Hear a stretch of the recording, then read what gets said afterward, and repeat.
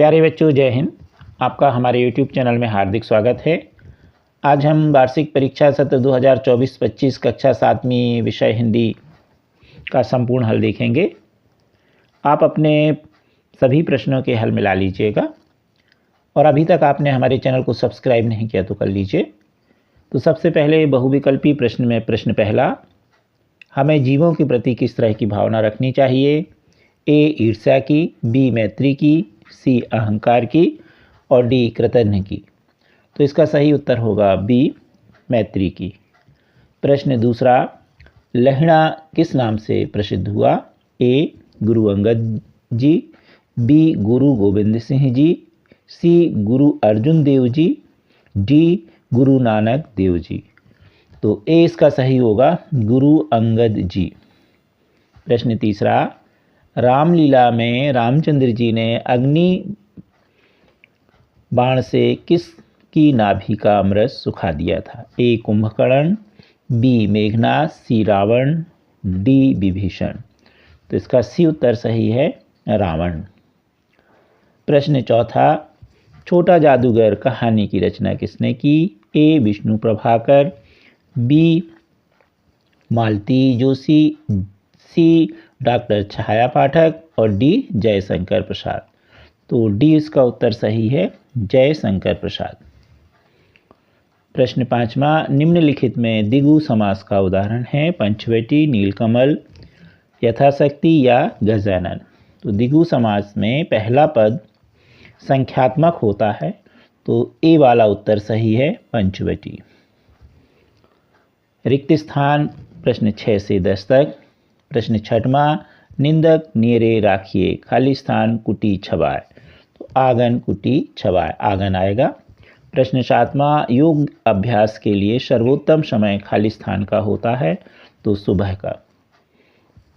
प्रश्न आठवां, महाराजा छत्रसाल खाली स्थान के नाम से विख्यात हुए, तो केसरी के नाम से विख्यात हुए। लोकमान्य तिलक ने अपने कारावास का अधिकांश भाग खाली स्थान जेल में गुजारा था, तो बर्मा जेल। प्रश्न 10वां, जहाँ संतान शिष्य या शिशु के प्रति स्नेह का भाव हो वह खाली स्थान रस होता है, तो वात्सल्य रस। अति लघुत्तरीय प्रश्न प्रश्न 11 से 16 तक। यह प्रश्न आपके पाठ्यपुस्तक से हैं। प्रश्न 11वां, गौरैया की आँखों और परों की तुलना किस की गई है? प्रश्न 12वां, मध्य प्रदेश के प्रमुख 4 अंचलों के नाम लिखिए। 13वां, बिना अलार्म की घड़ी के दादी सुबह कैसे उठ जाती थी? 14, नाक हीटर का काम कैसे करती है? 15, श्रृंगार रस और वीर रस के स्थायी भाव लिखिए। तो श्रृंगार रस का है रति और वीर रस का है उत्साह। प्रश्न 16वां, पीठ दिखाना और कलेजे पर पत्थर रखना मुहावरों के वाक्य में प्रयोग लिखिए। पीठ दिखाने का मतलब होता है लड़ाई से भाग जाना या हार कर भाग जाना। प्रयोग हुआ, झांसी की रानी लक्ष्मीबाई की वीरता देखकर अंग्रेज पीठ दिखाकर भाग गए। दूसरा है कलेजे पर पत्थर रखना यानी धैर्य धारण करना। प्रयोग, कलेजे पर पत्थर रखकर विनोद ने अपने इकलौते पुत्र को विदेश भेजा। अब लघुत्तरीय प्रश्न 17 से 22 तक, ये भी पाठ्यपुस्तक के हैं। प्रश्न 17, हाथ की अंगुलियों के द्वारा की जाने वाली सूक्ष्म योग क्रिया विधि का वर्णन कीजिए। 18वां, दीपक राग सुनने के पीछे सम्राट अकबर का क्या भाव था? स्पष्ट कीजिए। 19वां, अपना हिंदुस्तान कहाँ है? कविता में उल्लेखित कवियों के नाम लिखिए। 20वां, जो नम्र होता है वही अधिक समय तक जीता है, उदाहरण देकर समझाइए। 21वां, अपने प्रधानाचार्य महोदय को शाला स्थानांतरण प्रमाण पत्र देने के लिए एक प्रार्थना पत्र लिखिए। 22वां, योजक चिन्ह वाले कोई 4 शब्द लिखिए, जैसे लाभानी, माता पिता, दूध, रोटी, साथ साथ। और ये जो बीच में चिन्ह लगा है यह कौन सा कहलाता है? योजक चिन्ह। दीर्घ उत्तरीय प्रश्न हैं 23 से 26 तक। प्रश्न 23 और 24 आपकी पाठ्यपुस्तक का है। दीपक राग प्राणों को संकट में डाल सकता है, कारण बताइए। इसको सुनने की हट किसने किससे किया था। प्रश्न 24, मीराबाई ने किस प्रकार की भक्ति की है, लिखिए। 25वां प्रश्न एक गद्यांश है। निम्नलिखित गद्यांश को पढ़कर दिए गए प्रश्नों के उत्तर दीजिए। स्वतंत्र भारत का संपूर्ण दायित्व आज विद्यार्थियों के कंधे पर है, कारण आज जो विद्यार्थी हैं वे कल के भारत के नागरिक होंगे।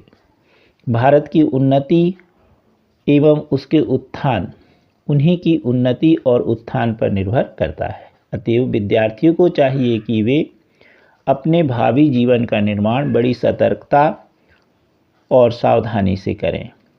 उन्हें प्रत्येक क्षण अपने राष्ट्र, अपने समाज, अपने धर्म, अपनी संस्कृति को अपनी आँखों के सामने रखना चाहिए, जिससे उनके जीवन में राष्ट्र को कुछ शक्ति प्रदान हो सके।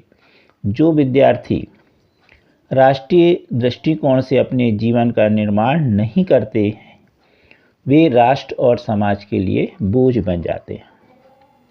अब इसमें प्रश्न पहला है, देश की उन्नति और उत्थान किन पर निर्भर है?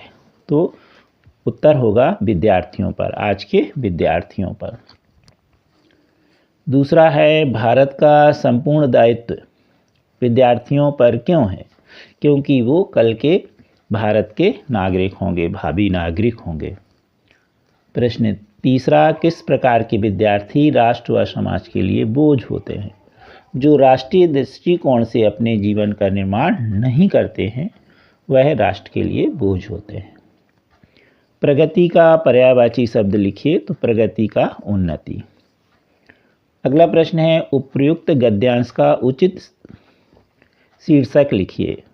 तो विद्यार्थी का राष्ट्र के प्रति दायित्व।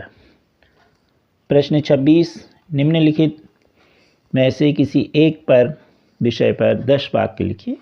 दीपावली, पाठशाला, मेरा प्रिय खेल। तो इसमें आपको 10 वाक्य लिखना है, 10 लाइनें लिखना है। अभी तक आपने हमारे चैनल को सब्सक्राइब नहीं किया तो कर लीजिए। कृपया हमारे वीडियो को लाइक एवं शेयर अवश्य कीजिए। Thank you.